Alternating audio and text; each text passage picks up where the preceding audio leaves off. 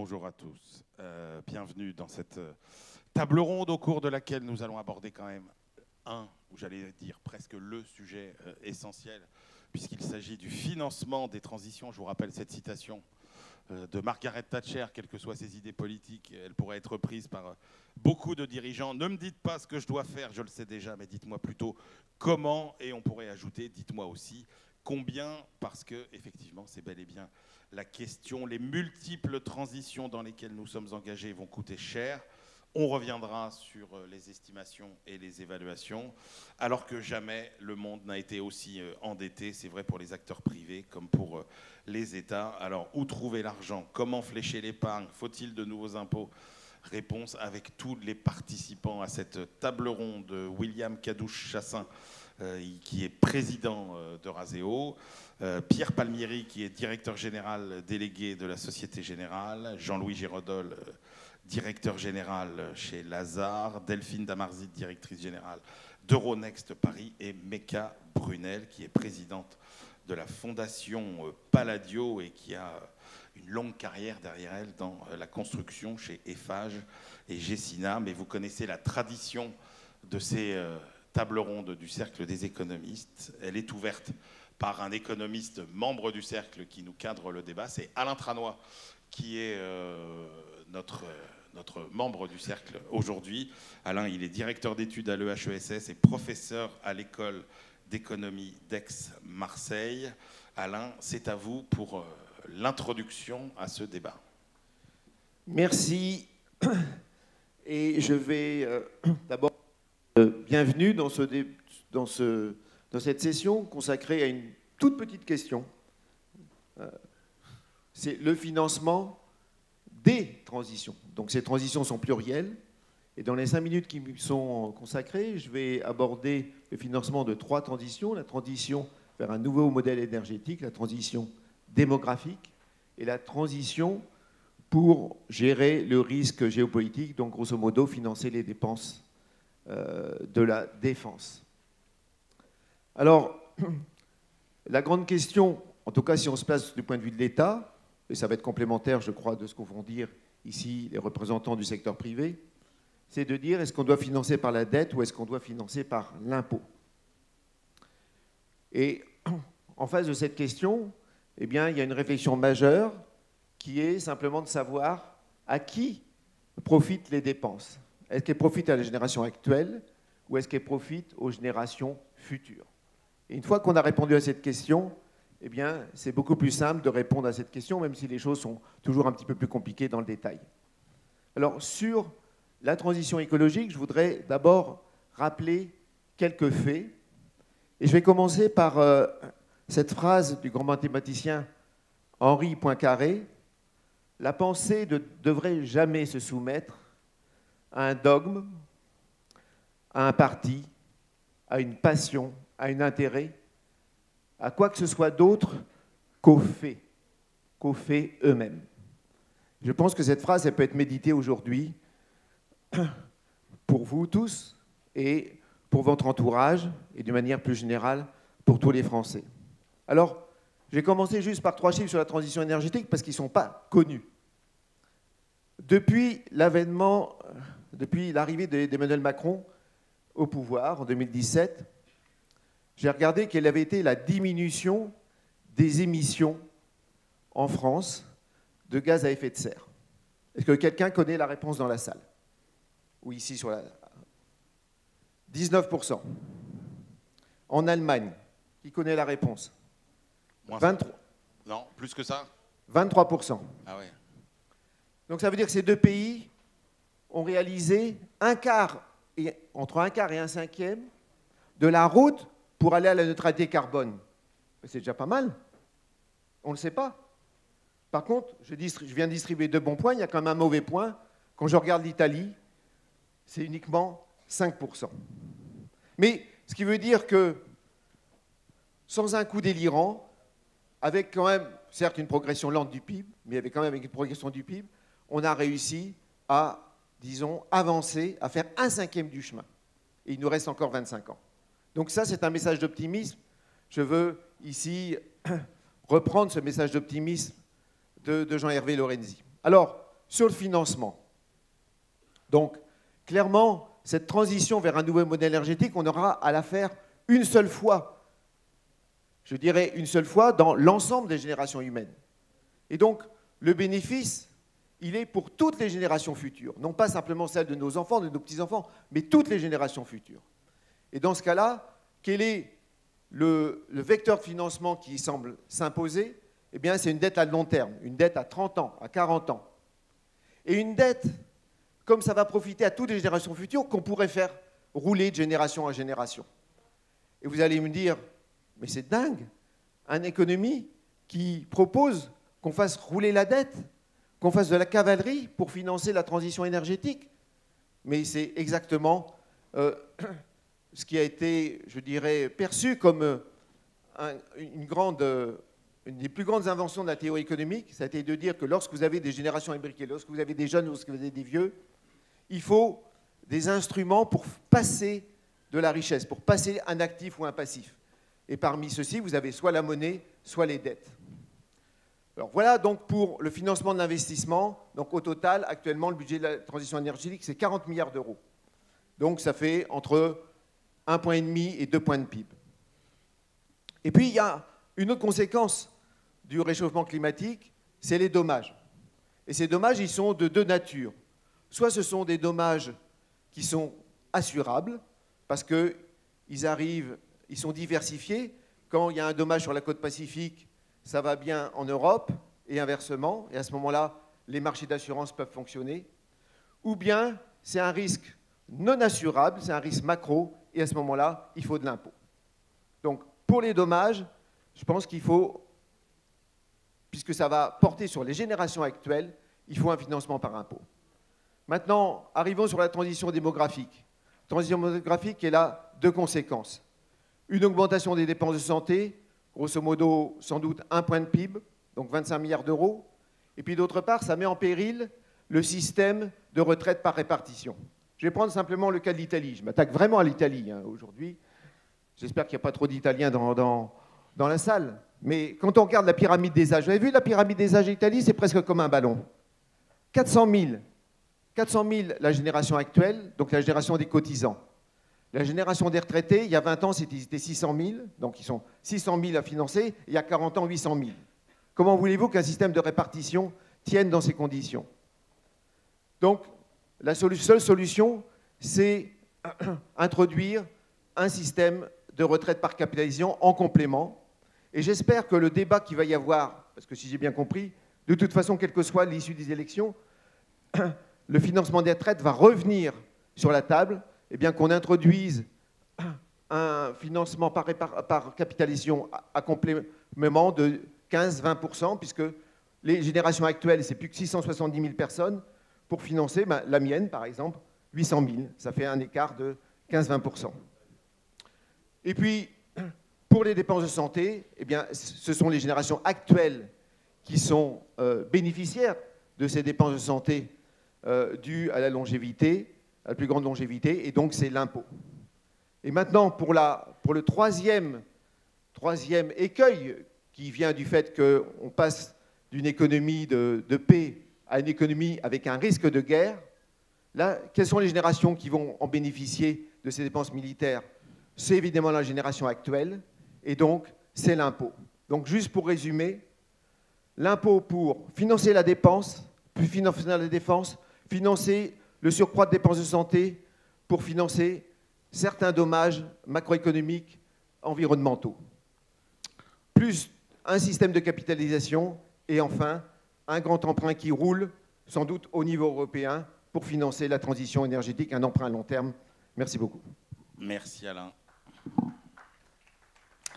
Alors, on va reprendre tout ça. William Kadouch-Chassaing, je rappelle que vous êtes le président d'Eurazeo. Est-ce qu'on peut revenir, quelles estimations vous faites sur finalement les besoins de financement de toutes ces transitions écologiques, numériques, démographiques, géopolitiques, et est-ce que vous avez une idée de quelle part doit prendre le public et quelle part doit prendre le privé? Merci beaucoup. Bonjour à toutes et tous. Alors, je n'ai pas d'estimation. Je m'appuie sur les estimations qui sont faites par bien meilleurs spécialistes que moi. Et comme vous savez, il y a beaucoup de rapports qui sont sortis. Il y a le rapport L'État, il va y avoir le rapport Draghi, il y a le rapport Noyer ici, il y a le rapport Pisani-Maffouz, il y a des rapports du FMI, de la Commission. Donc on commence à avoir quand même une vue sur ce que peuvent coûter ces transitions. Alors moi j'en compte 4, puisque je rajoute la transition numérique, vous venez d'y faire allusion, à la transition géopolitique, la démographique et évidemment l'écologique. Quand on regarde à peu près les évaluations qui sont faites, on tombe sur des chiffres astronomiques pour l'Europe, puisqu'on a à peu près en moyenne 400 à 500 milliards annuels jusqu'à 2030 au minimum sur l'écologique. Selon les évaluations, entre 120 et 150 pour la transition numérique, et c'est-à-dire la mise à niveau en termes d'innovation technologique de l'Europe, hein, c'est ça dont on parle très concrètement. Le militaire, 1% du PIB européen, c'est quoi, 170, 200 milliards. Et donc on tombe sur des chiffres au total qui sont entre 800 et 1000 milliards par an. On met ça en regard avec les engagements du public et notamment les engagements agrégés au niveau de l'Europe. L'Europe a un programme d'investissement de l'ordre de 500 milliards sur la transition écologique, sur le cumul 21-27. Donc le gap, il est évidemment énorme et ça ne peut pas fonctionner, sauf à recourir à l'impôt. Ça ne peut pas fonctionner si on ne mobilise pas l'épargne privée. La bonne nouvelle, c'est que l'Europe dispose d'un stock d'épargne très considérable. Là aussi, plus de 30 000 milliards d'euros, c'est considérable. L'autre bonne nouvelle, c'est que l'Europe, qui est une demi-bonne nouvelle en réalité, c'est que l'Europe produit un excédent d'épargne chaque année, selon les évaluations, entre 300 et 400 milliards. Alors pourquoi je dis que c'est une demi-bonne nouvelle? Parce que l'excédent d'épargne, il produit aussi d'un déficit de formation du stock de capital fixe de l'Europe. Il y a pratiquement à 2 points de PIB de différence entre la formation du capital en Europe versus les États-Unis. Donc quand on parle de gap entre les États-Unis et l'Europe, on a bien un gap cumulé de notre formation de capital fixe. Donc il y a un sujet de mobilisation de cette épargne. On voit bien que cette épargne, elle est mal allouée, on va en parler. On voit bien que cette épargne, elle est d'autant plus mal allouée qu'il y a pratiquement 300 milliards d'épargne européenne qui va s'investir dans les économies hors d'Europe, et en particulier aux États-Unis. Donc on a un sujet de mobilisation de cette épargne, et on a un sujet de préférence pour des marchés qui sont considérés comme plus dynamiques. Ce qui m'amène à un point qui est qualitatif et pas seulement quantitatif. La capacité à créer des projets, à avoir des acteurs qui innovent et qui savent structurer des projets de transition, elle est au moins aussi importante que la capacité à les financer. Alors il y a des choses qui marchent, je finirai peut-être cette intervention là-dessus. D'abord, il y a un tissu d'entreprises qui est très très dense en Europe. Il y a 57 000 entreprises qui sont de taille petite et moyenne, c'est plus de 90% du socle économique de l'Europe. Et il y a des acteurs qui mobilisent de l'épargne pour ces entreprises. Il y a des choses qui marchent dans le financement d'écosystèmes. Vous savez qu'un des sujets principaux de l'Europe, c'est le financement d'innovation technologique.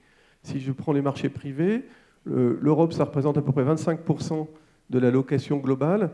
Pour le venture, c'est-à-dire le capital amorçage, le capital développement, le capital croissance, c'est 8%. Mais il y a des choses qui sont en train d'avancer avec la collaboration du public et du privé. L'écosystème Scale-up Europe, qui représente à peu près 4 milliards de déploiement par le Fonds européen et avec d'autres fonds souverains en Europe, dont la BPI, associée à la Caisse des dépôts, le Cofides en Espagne, KfW en Allemagne, tout ça, ça commence à densifier des acteurs privés sur lesquels on va faire de levier de collecte de l'épargne privée. Merci. Ah, c'est bon, on n'a plus le... Voilà, c'est bon, on n'a plus la petite musique qu'on entendait. Jean-Louis Girandol, bon, jusqu'à maintenant, on nous dit, Alain nous dit, allez, de la dette, de l'impôt, William nous dit, on va mobiliser l'épargne privée.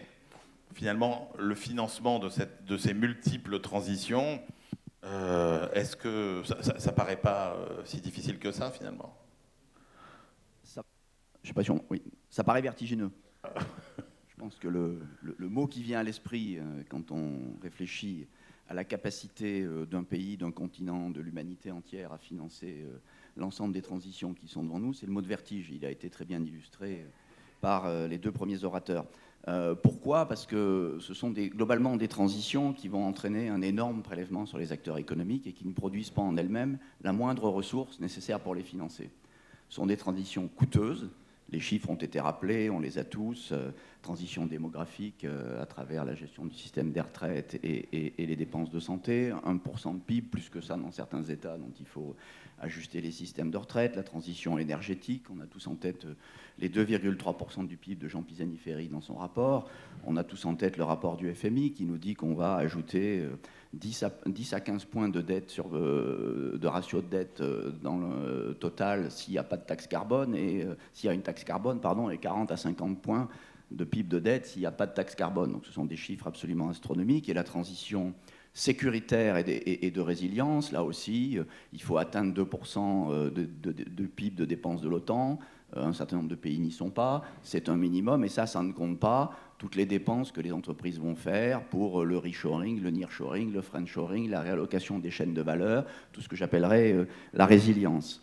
Et ce financement, il est aggravé par le fait que ces transitions s'amplifient. La démographie et l'écologie, Méca nous parlera de l'urbanisation. Ben évidemment, plus on s'urbanise, plus, tant qu'on n'a pas de smart cities, on a des dépenses énergétiques. La transition énergétique et la sécurité, on le sait, le conflit pour les ressources, pour l'eau, pour les terres rares, pour l'appropriation d'un certain nombre de minerais. Donc là aussi, de l'une découle l'autre. Même chose avec la sécurité et le problème des migrations que la transition démographique dans certains pays du Sud entraîne. Donc tout ça s'alimente l'un l'autre et ne produit rien. C'est-à-dire que toutes ces dépenses pour ces transitions sont des dépenses essentiellement improductives. Financer l'allongement de la durée de vie, la santé, ça ne produit pas de richesse. Ça a une externalité, ça a une valeur morale, ça a une valeur importante, c'est naturellement nécessaire, mais ça ne produit pas de richesse en tant que telle. La transition énergétique, contrairement à beaucoup d'idées reçues, elle ne va pas produire beaucoup de richesse en elle-même. Ça consiste essentiellement à substituer à un stock de capital qui devient obsolète, la génération thermique, etc., les fameuses stranded assets, un autre stock de capital nouveau, mais qui produira à peu près la même chose, et souvent plus cher parce que les énergies qu'on va utiliser sont moins denses et moins efficaces. Même chose pour la défense et la résilience. Défaire une chaîne d'approvisionnement et de valeur pour la remettre ailleurs dans un pays où quelquefois ça coûte plus cher, ça ne produit pas de richesse en soi. Accumuler des stocks de munitions, d'obus, voire les détruire dans un conflit, ça ne produit pas de richesse. Au contraire, même parfois, ça en détruit. Et pourtant... Oh, pardon. Allez-y. Et pourtant, Jean-Louis, on n'a pas le choix. Et évidemment, c'est mon point, nous n'avons pas le choix. Et on le fait dans un contexte où, par ailleurs, on doit déjà, au moins en Europe, consolider nos finances publiques. Donc l'équation est extrêmement difficile. Donc comment y répondre? Je pense qu'on aura un mix de solutions, évidemment. Mais pour moi, la première des choses, c'est que pour distribuer des richesses, pour allouer des richesses, il faut en produire. Et la première des exigences, c'est de ne pas démanteler, de ne pas enlever les incitations à la production et à la croissance. Il est plus que jamais nécessaire de produire des richesses parce qu'on doit les réallouer à des activités non productives, mais absolument nécessaires et vitales pour l'humanité. Donc la production, la productivité, l'éducation, tout ce qui va faire en sorte que nos économies produisent plus. L'épargne, ensuite, elle découle de ça. Et il faut mieux la réallouer, et il faut travailler, Delphine nous en parlera sans doute, le marché unique des capitaux, on connaît tous ces débats, mais il faut passer par ce socle. Et si on veut avoir des grands emprunts, il faut avoir de l'épargne à aller emprunter. Et donc il faut la créer à travers la sollicitation, le maintien de la stimulation à l'activité économique. Si on n'y arrive pas, on risque d'avoir des solutions plus autoritaires, la répression financière comme après-guerre, avec des allocations forcées, de l'inflation plus élevée, ou la fiscalité. Moi, je pense qu'on ne fera pas l'économie d'une réflexion sur la fiscalité, pour les raisons qui ont été dites, et pour des raisons également d'équité. Donc, je conclus. 1, on va s'appauvrir, parce que ce sont des prélèvements massifs, non productifs. 2, il faut tout mettre en œuvre le plus vite possible pour financer l'ensemble de ces transitions, sans relâche. 3, on n'est pas à l'abri de prélèvements forcés sur le revenu ou sur l'épargne.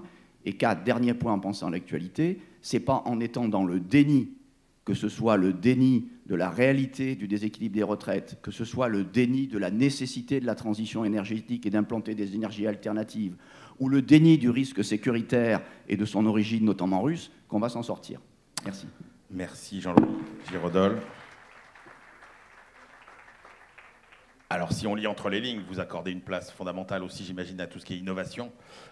Et donc, Pierre Palmieri, Société Générale, avant de passer la parole à Mecca Brunel, justement, la question clé, c'est, si on resserre un petit peu l'objectif, c'est comment on va financer tous ces investissements pour le développement des nouvelles technologies dont on a du mal encore parfois à estimer le rendement, les performances.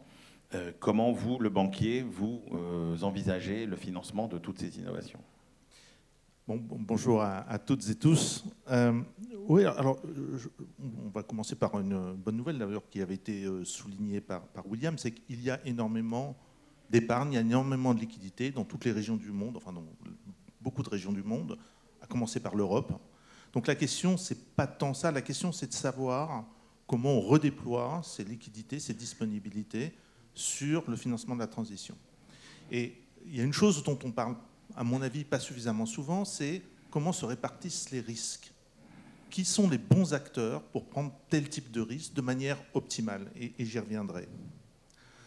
Pour un industriel ou pour un financier, la complexité, c'est qu'effectivement, les technologies sont nouvelles, ne sont parfois pas prouvées, il y a de nouveaux écosystèmes, il y a de nouveaux business models. Donc la question, c'est d'apporter le plus de visibilité possible là où on peut en apporter. Ça passe par un certain nombre de choses.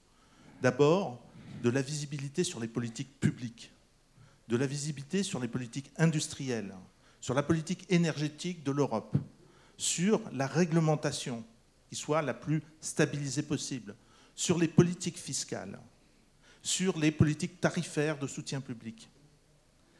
Donc ça, c'est le premier point. La deuxième chose, c'est qu'il faut faire bouger tous les écosystèmes en même temps. Et je prends l'exemple de l'hydrogène. Pour que le marché de l'hydrogène se développe, il faut que les producteurs aient une visibilité sur les débouchés et que les consommateurs s'assurent qu'en fait, qu'il y aura sur la durée de l'approvisionnement, qu'il y aura la logistique, qu'il y aura suffisamment de production d'énergie renouvelable pour produire de l'énergie verte, que les politiques publiques et d'incitation demeureront et qu'il y aura le moyen de les financer. Et donc, il faut que l'ensemble des acteurs travaillent ensemble de manière coordonnée à faire bouger de manière cohérente cet écosystème. Et c'est pour ça que des initiatives comme le Conseil de l'hydrogène qui réunit tous ces différents acteurs publics et privés, à mon avis, est une excellente initiative pour mieux comprendre les risques. Maintenant, plus précisément sur ce partage des risques. En fait, compte tenu des pressions sur les budgets des États et différentes collectivités publiques, je pense que l'enjeu, c'est pour chaque euro public investi, comment on maximise la levée de financement privé. C'est-à-dire qu'en fait, il faut raisonner en effet de levier, en quelque sorte. Et donc, ça veut dire que sur un sujet donné, je prendrai par exemple l'exemple des renouvelables, qui a été... Le développement des renouvelables a, à mon sens, été un succès à cet égard. C'est qui doit prendre les financements très longs, qui doit prendre les risques de très long terme. Par rapport au court terme, c'est plutôt le public sur le très long terme et le privé sur le moyen terme. Qui doit prendre les risques equity par rapport aux risques plus seniors. Qui doit prendre le risque industriel, jusqu'à quel point les financiers peuvent accepter un risque industriel, etc. Et ça veut dire que cette lecture très fine, très granulaire, très intelligente, en fait, au niveau des projets, va permettre d'utiliser, de maximiser l'utilisation des fonds publics. Et enfin, l'innovation. Là, je crois qu'il y a un gros enjeu, notamment en Europe. Comment est-ce qu'on finance l'innovation et l'entrepreneuriat? Une grande partie des solutions viendront d'emerging leaders, d'entrepreneurs qui vont venir avec des solutions, par exemple, je sais pas, la green tech, par exemple, dans une Europe qui n'a pas suffisamment de venture capital par rapport à ce que permettent les Américains. Et là encore, je pense que ça passe par des politiques d'incitation stables sur la durée. Pierre, une question. Le rôle de la banque dans ce process. C'est-à-dire qu'on se dit, est-ce que le financement de l'innovation, c'est vraiment le rôle de la banque? Par contre, on a tendance à se dire, l'autre dimension fondamentale, ça va être le passage à l'échelle. Et est-ce que ce n'est pas plutôt sur cette dimension-là que la banque a plutôt un rôle à jouer? Alors, je suis d'accord. Hein, bon, je pense que les banques peuvent quand même participer au financement des emerging leaders. En tout cas, nous, c'est ce que nous essayons de faire. Nous avons créé un fonds, par exemple, Equity, d'1 milliard d'euros pour financer les nouveaux acteurs de demain. Donc ça, c'est quelque chose qu'on fait uniquement pour justement ces nouveaux projets de transition. Mais vous avez raison, l'essentiel pour les banques, c'est c'est le passage à l'échelle. Alors ça passe par un certain nombre de choses. D'abord, la réallocation du capital. Par exemple, nous, notre exposition sur le renouvelable est depuis longtemps passée devant notre exposition sur l'upstream pétrolier. Donc moins on finance l'upstream pétrolier, plus on peut financer le renouvelable. Réallocation de capital. Deuxièmement, c'est soutenir nos clients. Soutenir nos clients en comprenant d'abord bien secteur par secteur, l'acier, l'aluminium, le transport maritime, les problématiques qui sont les leurs, de manière à les soutenir, bien comprendre les risques et bâtir des trajectoires qui soient réalistes par rapport à leurs propres contraintes. Par exemple, nous, ce qu'on cherche à faire, ce n'est pas à financer moins d'aluminium, c'est à financer plus d'aluminium et que pour chaque tonne d'aluminium, les émissions par tonne d'aluminium diminuent sur la durée. Et donc c'est ça qu'on fait de manière concertée avec nos clients. Donc je pense que c'est là qu'on peut jouer un rôle. Et en fait, moi je suis un peu moins pessimiste que d'autres sur la capacité à financer ces transitions. Alors la capacité, allez-y, vous pouvez l'applaudir, bien sûr. Alors vous l'avez dit, je crois que c'est William qui rappelait le montant d'épargne colossal qu'il y a en France. Alors, ok, j'ai bien compris, la mobilisation de l'épargne. On se dit que sur l'épargne experte, entre guillemets, il n'y a pas de sujet, mais en revanche, on voit bien que le matelas d'épargne considérable, c'est l'épargne des Français, c'est une épargne qui n'est pas experte. Mecca Brunel, j'ai envie de vous demander, comment on fait finalement pour mobiliser cette épargne non experte? Comment on fait pour amadouer quelque part l'épargnant de base? Qu'est-ce qu'on lui promet? Comment on fait, on articule public, privé, pour que finalement l'épargnant français aujourd'hui, il ait envie et confiance d'aller investir dans justement toutes ces transitions? Bonjour à toutes et à tous. Je ne sais pas si j'ai la réponse pour tout ça, mais quelques réflexions à partager avec vous. D'abord, dans le registre des bonnes nouvelles, les émissions de gaz à effet de serre de la France ont baissé de 19% sur la période. Nous avons publié à la Fondation Palladio le baromètre de l'immobilier et de la ville de l'impact. Et cette année, à chaque fois, on regardait quel était l'impact économique. Et cette année, on a regardé l'impact environnemental et sociétal et social. Et nous nous sommes rendus compte que dans notre secteur, en France, l'impact, les gaz à effet de serre ont baissé de 22%. Ce n'est pas suffisant, mais ça montre aussi la mobilisation de tout un secteur, toute une filière, et ça encourage à poursuivre dans ce sens-là. Sur ce sujet de mobilisation de l'épargne, d'abord une première réflexion. Nous avons passé notre temps, toutes ces dernières années, depuis l'après-guerre, depuis l'OMC, depuis la mondialisation, à faire des dépenses courantes, à être dans le court terme, globalement, hein, chacun d'entre nous, individuellement, plutôt qu'à réfléchir à investissement et long terme. Aujourd'hui, il faut vraiment mobiliser sur l'investissement, sur le long terme. Alors je sais, tu as raison, ce n'est pas producteur de richesse immédiatement, mais si on ne le fait pas, c'est destructeur de richesse. Donc il faudra le regarder aussi dans l'autre sens. Nous avons besoin d'investir massivement dans 5 secteurs, l'éducation, l'innovation, la santé, la démographie et l'infrastructure pour faire fonctionner tout ça. Et notamment tout ce qui est data, tout ce qui est mobilisation dans ce domaine-là. Pour le faire, nous avons besoin, d'abord quand on oppose l'épargne privée et publique, pardonnez-moi, nous sommes tous, à travers nos impôts, à travers nos contributions, actionnaires de cette épargne du public. Donc, si vous voulez, l'État, c'est nous. Donc, nous sommes tous partie prenante et il n'y a pas de différence particulière à avoir. Mais je pense que pendant très longtemps, on a parlé de dette, et notamment en France, la dette est détenue par beaucoup d'étrangers. Vous disiez tout à l'heure qu'on investit beaucoup à l'étranger, notamment aux États-Unis. Nous sommes aussi, notre dette est détenue par des fonds étrangers, puisque nous n'avons pas d'ailleurs de fonds de pension. Je rappelle que fonds de pension, ça veut dire fonds de pension de retraite. Donc c'est pour financer des retraites. Et nous n'avons pas la maîtrise de cela. Après-guerre, on a lancé des emprunts d'État, en expliquant pourquoi on le fait.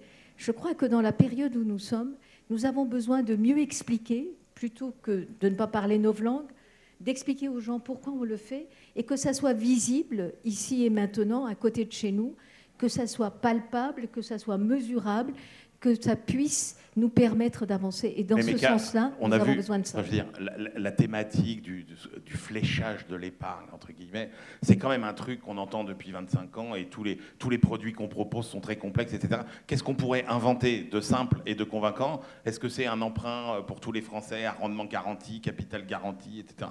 Je pense que tous les outils sont sur la table. D'abord, nous avons énormément d'outils, énormément de règles. C'est très bien d'avoir des règles pour protéger le capital.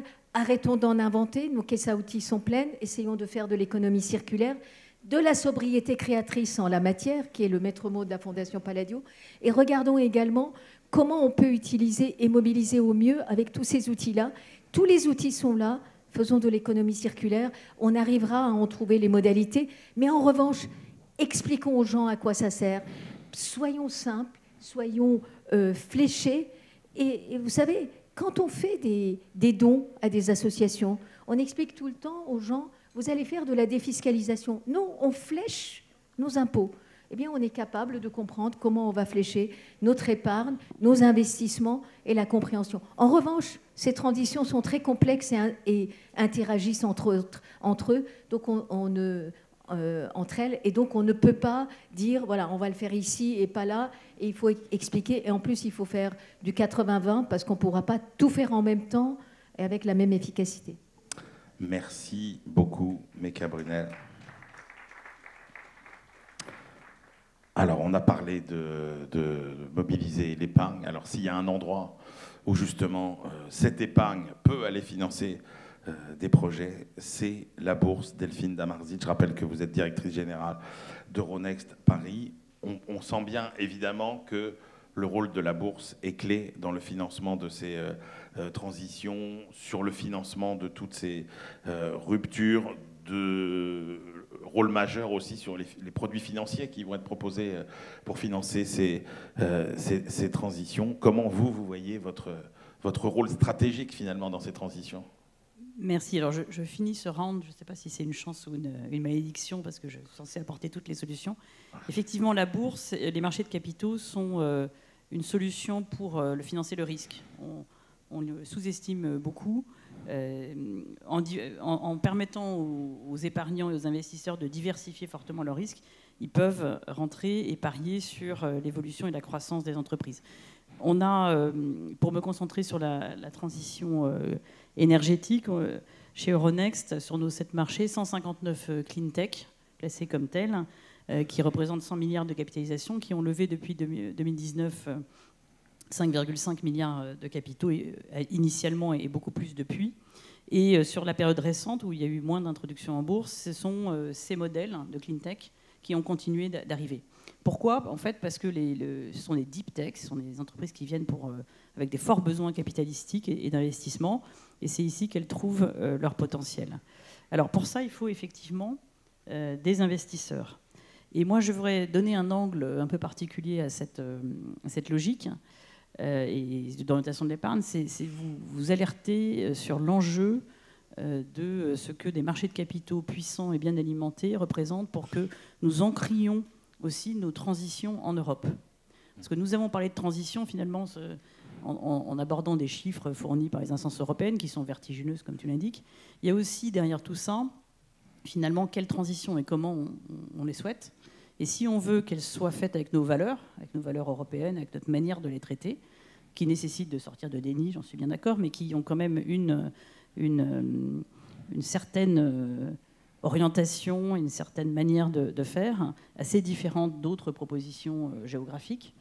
Il faut pour ça que nous soyons en autonomie stratégique sur nos financements. Alors ça ne veut pas dire qu'on s'isole, bien sûr que non. Et le rôle d'Euronext, c'est notamment de drainer les investisseurs du monde entier qui viennent chez nous. Et pour ça, notre job, ça a été d'offrir des marchés qui soient suffisamment grands, liquides, performants, pour pouvoir brancher tout le monde.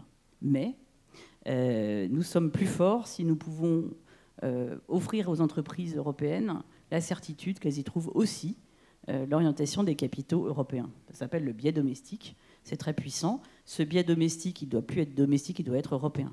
Et pourquoi je vous dis ça? C'est parce que ce qui est intéressant, j'ai participé, comme ça a été rappelé, aux travaux du groupe Noyer, et comme les autres, ce rapport, mais peut-être de manière assez percutante, et je vous invite à le lire, fournit un certain nombre de chiffres qui montrent qu'on est dans un système sous-optimal en Europe pour l'orientation.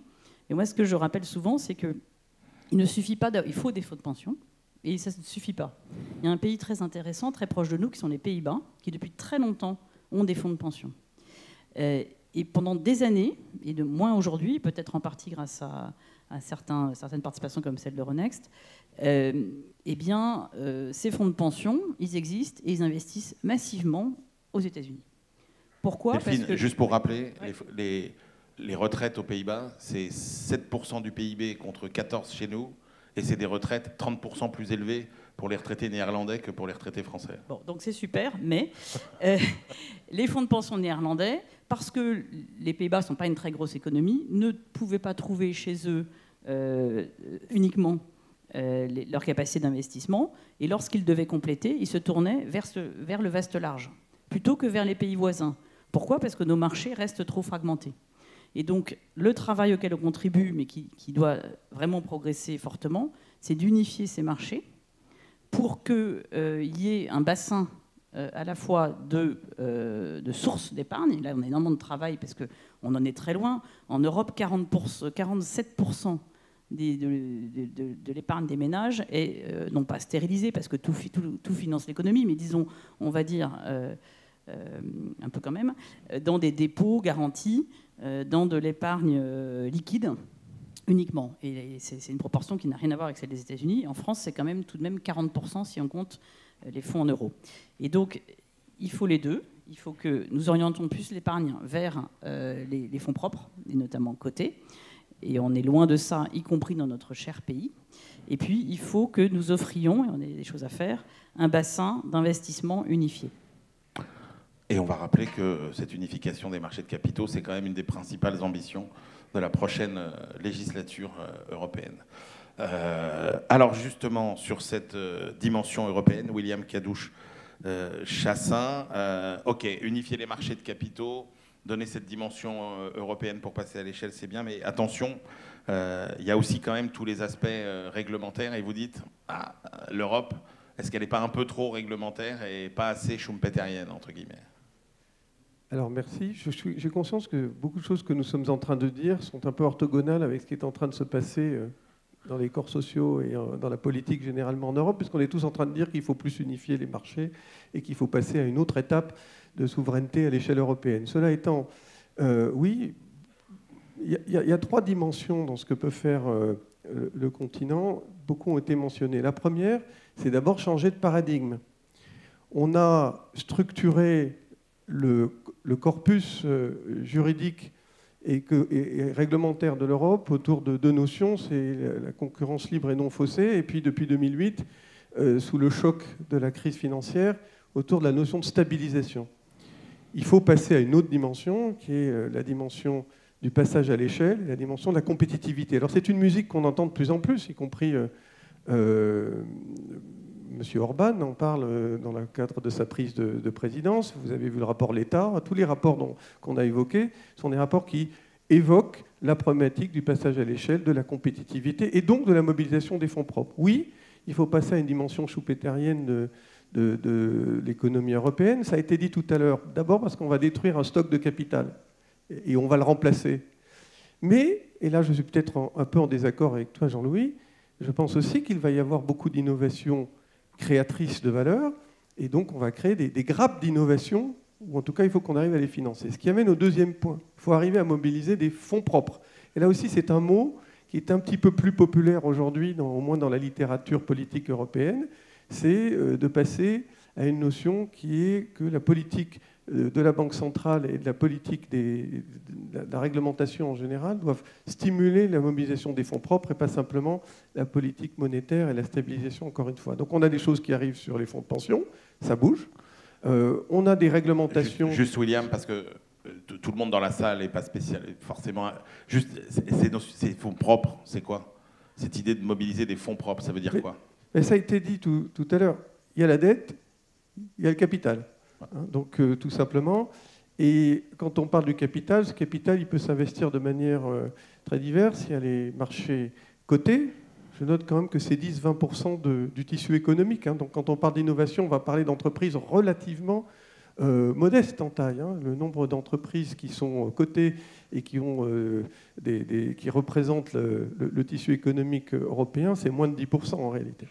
Donc il faut mobiliser vers du capital. Et donc il y a des réglementations qui sont en train d'émerger sur l'épargne privée s'investissant non seulement dans le private equity mais l'innovation. Il y a des choses à faire évidemment pour donner un peu d'air. On parle de réglementation pour le financement via la bourse. MIFID était une erreur. Et troisième point, et je finirai là-dessus, passage à l'échelle des acteurs. Nos plateformes de marché, nos infrastructures de marché, nos banques, nos asset managers, nos gestionnaires d'actifs et nos fonds de private equity sont tous globalement des nains par rapport aux grands opérateurs mondiaux qui mobilisent cette épargne. Et là, on tombe violemment dans le point qu'a mentionné Delphine.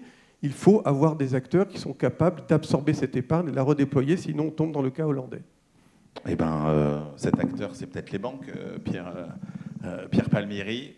Alors, je voudrais que vous nous disiez justement si les banques sont aujourd'hui en ordre de bataille pour finalement mener ces transitions. Mais il y a un point sur lequel vous vouliez insister, qui est qu'il faudra aussi que ces transitions, au-delà de l'aspect financier, elles soient quand même socialement acceptables et qu'il y a une notion d'équité là-dedans. Et puis juste, si vous pouvez nous dire un mot aussi sur...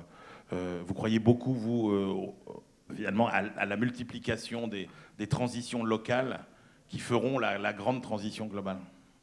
Vous avez 3 minutes.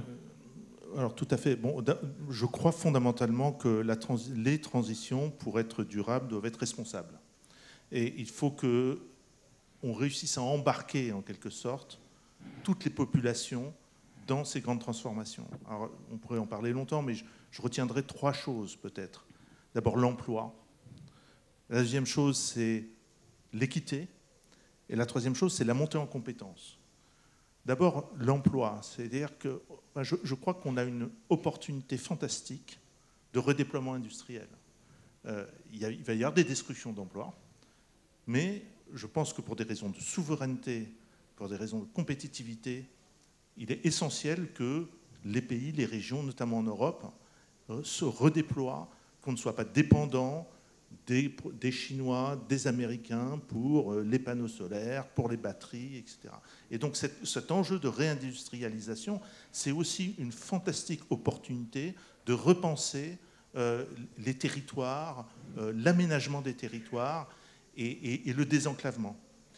Si en fait il y a le sentiment que la transition est génératrice d'emplois, il y aura un degré d'acceptabilité plus important. La deuxième chose, c'est l'équité. Je ne vois pas comment on peut éviter d'avoir des approches différenciées en fonction de la géographie, de là où habitent les gens, mais aussi de leur pouvoir d'achat. Et enfin, je pense qu'il y a la montée en compétences. Et ça, je crois qu'il y a une responsabilité des entreprises très forte. En tout cas, pour nous, c'est très important. C'est qu'il y a des nouvelles techniques, des nouveaux enjeux en termes de formation. Et en réussissant à mobiliser toutes les équipes, en leur faisant mieux comprendre ce qu'est la transition, en leur donnant les outils techniques, intellectuels qui vont leur permettre de s'adapter au monde nouveau, je crois qu'on va aussi susciter une adhésion très forte. Et donc il faut à la fois préparer les gens à mieux opérer dans ce monde de demain. Est-ce que le petit patron qui demain va aller voir son banquier de la Société Générale va trouver une approche nouvelle, une écoute particulière, une sensibilité particulière à ces thématiques? Oui, alors pour plusieurs raisons. Alors d'abord, par exemple, je donnais l'exemple de ce fonds d'1 milliard, ce fonds equity pour financer les nouveaux acteurs de la transition. Je pense qu'on aura un appétit pour le risque différent à partir du moment où on sent que ce sont des grands acteurs de demain de la transition. La plupart des grands clients que nous aurons dans 5 à 10 ans n'existent probablement même pas aujourd'hui. Donc je pense que les banques accompagnent l'innovation et le développement. Donc ça, c'est le premier point. Le deuxième point, c'est que notre ancrage dans les territoires fait que nous avons une compréhension de ce qui se passe dans chaque territoire suffisamment fine, je crois, pour pouvoir financer les opérateurs, là encore en partenariat avec les pouvoirs publics. Mais je pense que le rôle qu'on peut jouer aussi, c'est d'utiliser notre réseau pour apporter de nouveaux types de services, par exemple dans l'efficacité énergétique des logements, la mise en place de panneaux solaires pour les clients particuliers. Et ça, nous avons développé des partenariats avec un certain nombre d'acteurs. Donc ça, c'est une manière nouvelle de réinventer notre business model. Merci Pierre Palmieri. Alors, vous dites qu'il faut que ce soit acceptable socialement, il faut que ça parte du niveau local aussi. Et évidemment, Mecca Brunel, la question c'est, tout ça s'incarne au quotidien pour les citoyens dans finalement la ville, l'urbanisme qu'on va leur proposer. Est-ce que vous avez une idée de ce que ça représente, ce qui va être nécessaire de fournir comme effort pour bâtir ces villes durables? Et je ne sais pas à quoi ça va ressembler à la ville agréable, durable, vivable de demain. Merci pour Vous avez 3 minutes aussi. Oui, c'est ça. Merci pour la question.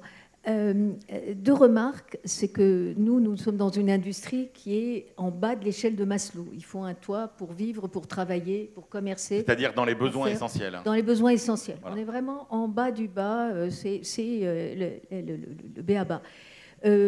Malheureusement, on sous-segmente en permanence ce secteur-là. On dit on a besoin de logements sociaux, de logements privés, de logements locatifs, accession, du bureau, du logement pour personnes âgées, pour des étudiants, du commerce, etc. Non, tout ça, ça contribue à faire la ville. Et la ville, c'est tout ça, c'est des lieux de vie et de l'infrastructure et des espaces publics pour passer de l'un à l'autre, pour créer les humains. 4 chiffres, 2, 50, 75, 80. 50% de la population mondiale vit dans 2% de la surface du globe, qui consomme 75% d'énergie, qui émet 80% de gaz à effet de serre. Nous sommes implantés dans les territoires. Ce qu'il faut faire, et ce que nous faisons à la Fondation Palladio, et c'est dans notre baromètre EY Palladio, l'industrie de l'immobilier de la ville représente aujourd'hui en France 10% du PIB, plus de 2 millions d'emplois, qui sont des emplois très locaux, qui sont des emplois implantés et souvent en CDI. Nous avons besoin, et vous avez raison, il faut continuer à accélérer et à créer de l'innovation en industrialisant. Mais quand on industrialise, il faut des logements, il faut de l'infrastructure, il faut des écoles, il faut je sais pas quoi, des salles de sport, de spectacle, tout ce que vous voulez. Donc on a besoin de regarder la ville dans sa globalité et de mener des actions collectives. C'est ce que nous faisons en mettant de façon transversale des acteurs qui permettent de travailler ensemble pour massifier des initiatives et pour également travailler au niveau local. Nous le faisons de 2 manières. Par exemple, nous avons lancé à l'université du sommet de l'université de la ville de demain, nous avons lancé la géothermie de surface il y a 2 ans. Aujourd'hui, la France Géoénergie est créée. On commence à faire la cartographie de ce que nous pouvons créer en énergie renouvelable par la géothermie partout en France. Ça représenterait, si on pouvait être au maximum de notre production, à 100 TWh d'énergie, l'importation du gaz russe, 90, pour donner quelques chiffres. De la même manière, nous le faisons pour les pensions de famille, nous le faisons pour la construction hors site, etc.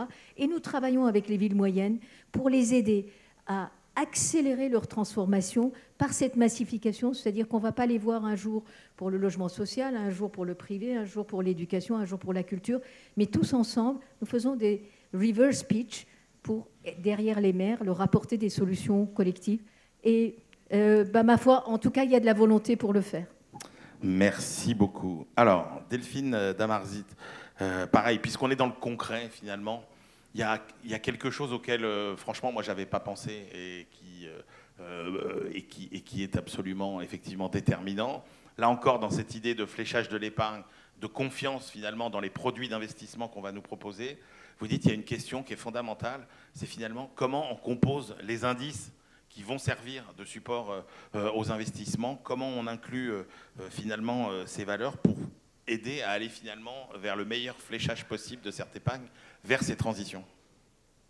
Oui, l'épargne, elle se canalise. Et puis, il y a des gens qui ont une allocation qu'ils fabriquent eux-mêmes. Et puis, il y a quand même beaucoup d'acteurs qui vont suivre des orientations un peu massifiées, qui utilisent un certain nombre de vecteurs, comme en s'appuyant sur des indices ou en construisant des benchmarks des fonds, etc.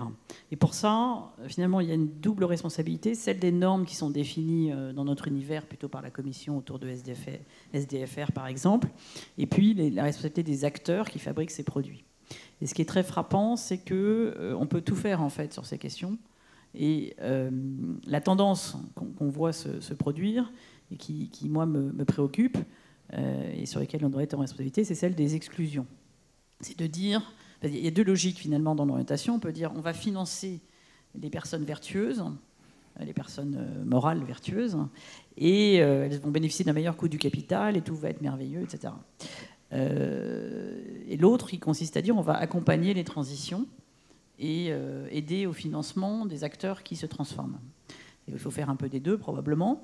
Et dans les outils auxquels on participe, il y a les indices qui sont utilisés ensuite par des gérants d'actifs pour adosser l'épargne. Donc une première hypothèse, c'est les systèmes dans lesquels effectivement on construit des indices qui sont dits best in class, dans lesquels on sélectionne les meilleurs acteurs. Et chez Euronext, on essaye d'éviter on a ces logiques de best in class, c'est l'exemple du CAC 40 ESG par exemple. Et on essaye d'éviter de les limiter autant que possible, les logiques d'exclusion pour les réduire à des interdictions de comportements dits non conventionnels ou qui ne suivent pas des standards internationaux et ne pas aller plus loin. Et je voulais mettre l'accent sur deux problématiques finalement. La première qui est, au niveau européen, il faut trouver le bon curseur entre éviter le greenwashing et être crédible sur le message qui est passé aux épargnants lorsqu'on leur dit vous investissez dans des logiques de transition ou dans de l'investissement durable, et ne plus être pertinent parce qu'on a été tellement réduit que finalement on touche, on va agir sur une microscopique part de l'épargne. Donc ça c'est un équilibre qui n'est pas facile, mais il faut faire attention avec la taxonomie, avec SFDR, qu'on ne tombe pas dans le deuxième travers, pour se prémunir du premier. Et deuxième message, donc le deuxième exemple que je voulais donner, c'est celui d'un indice qu'on a construit qui s'appelle le CAC SBT 1.5, qui a été lancé en 2023 et qui a pour objectif de réunir toutes les entreprises du SBF 120, donc on part d'un univers de 120 entreprises, qui ont adhéré à ce contrat SBTI qui consiste à s'engager dans une trajectoire de réduction des émissions pour aboutir à 1.5, et chaque entreprise peut y contribuer à partir de sa propre trajectoire, et c'est ensuite vérifié par cette initiative. On est parti, alors on n'a pas appelé CAC 40 parce qu'on est parti en dessous de... C'est pas défini, finalement. On part avec le nombre d'entreprises qui étaient prêtes à s'engager. Il y en avait, je crois, 37 en 2023. Il y en a aujourd'hui 53. Et dedans, il y a des entreprises qui ne sont pas forcément spontanément imaginées comme déjà entre guillemets, complètement vertes, mais en revanche, elles sont actives en transition. Donc, dans la salle, nous avons Gessina et Euraseo, voilà, que je félicite. Et on veut avoir ce mouvement positif, constructif, et drainer l'épargne de cette manière-là. Merci. Alors, Jean-Louis Giraudolle, pour résumer, les banques sont prêtes, les institutions financières sont prêtes, on a l'épargne. On a l'impression que finalement, il n'y a plus qu'à brancher tout ça pour que ça fonctionne et que ça finance de la croissance et de l'activité. Jean-Louis Giraudolle, vous êtes nommé Premier ministre demain. Si vous avez une ou deux décisions à prendre... Oui, bravo. Merci. Si vous avez une ou deux décisions à prendre, on disait, est-ce qu'il n'y a pas un produit d'investissement déclic à inventer, un truc? Vous prenez une mesure pour essayer justement que ce matelas d'épargne colossal des Français puisse aller financer toutes ces transitions. Qu'est-ce que vous proposez? D'abord, pour être Premier ministre, il faut avoir une majorité. Ouais, on considère que c'est fait. Allez. Voilà, et encore plus s'il n'y a pas de majorité. Je ne suis pas certain qu'on s'y dirige. Ou qu'on dirige vers une qui... Alors je peux rajouter dans les contraintes une mesure consensuelle. Non, je crois que ce n'est pas affaire de mesures techniques. Je crois que la première nécessité, on l'a vu dans notre pays à travers les gilets jaunes, à travers les divisions, etc. La première nécessité politique que ces transitions amènent, c'est celle de ce que j'appelle un portage politique, c'est-à-dire un discours, ça a été évoqué tout à l'heure, un discours d'ensemble, englobant, globalisant, qui regarde loin et qui explique où nous allons, pourquoi, comment nous allons y aller et comment les efforts vont être partagés. Ce n'est pas un chemin qui va se faire sans effort. Je l'ai dit, ces 3 transitions, elles vont se traduire par un prélèvement massif sur les économies à court terme, qui peut être financé soit par l'emprunt à long terme, soit par la fiscalité à plus court terme. Qui parle de fiscalité, qui parle d'équité.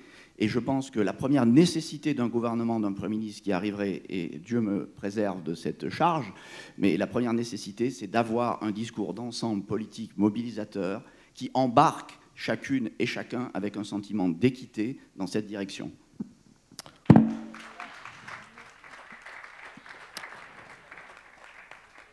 Alain Tranois, 1 minute, parce qu'il y a un sujet qu'on n'a pas évoqué, parce que c'est le sujet tarte à la crème, et je voulais qu'on aille un peu sur d'autres territoires un peu moins défrichés jusqu'à maintenant, mais est-ce que la taxe carbone est un élément essentiel de ce dispositif qu'on doit mettre en place pour que finalement tous ces branchements se fassent entre l'épargne, les besoins et les innovations? Absolument, mais il ne faut pas l'appeler taxe. En fait, ce qu'il faut, c'est changer le système des prix. Et il y a un dispositif qui le fait et qui est très bien accepté, c'est le système de bonus-malus. Et en plus, ça passe sous les radars de l'OMC. Donc c'est ce système-là qu'il faut généraliser, avec une comptabilité carbone, avec, par exemple, sur l'aérien, il faut quand même réfléchir.